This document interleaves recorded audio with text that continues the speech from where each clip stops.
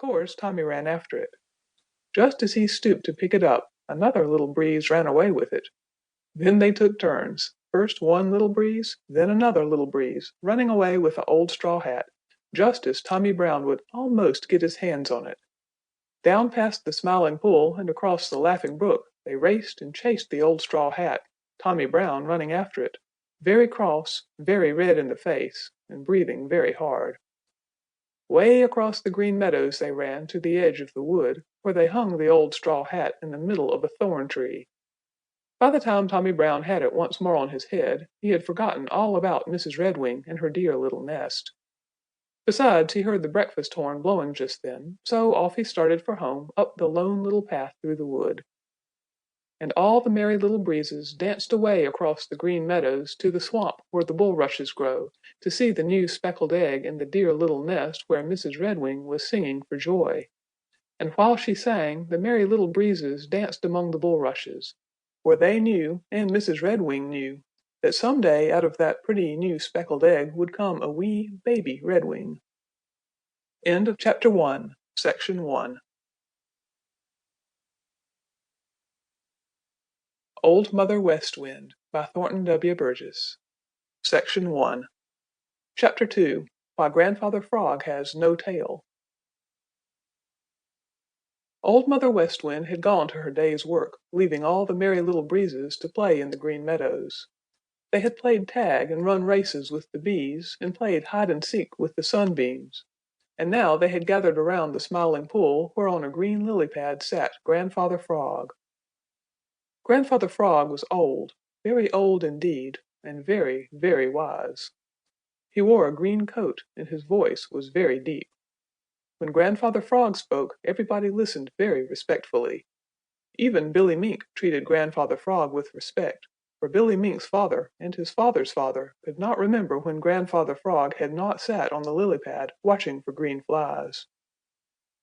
Down in the Smiling Pool were some of Grandfather Frog's great-grandchildren. You wouldn't have known that they were his grandchildren unless someone told you. They didn't look the least bit like Grandfather Frog. They were round and fat and had long tails, and perhaps this is why they were called pollywogs.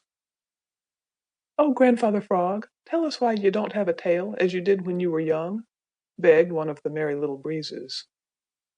Grandfather Frog snapped up a foolish green fly and settled himself on his big lily pad, while all the Merry Little Breezes gathered round to listen. "Once on a time," began Grandfather Frog, "the frogs ruled the world, which was mostly water.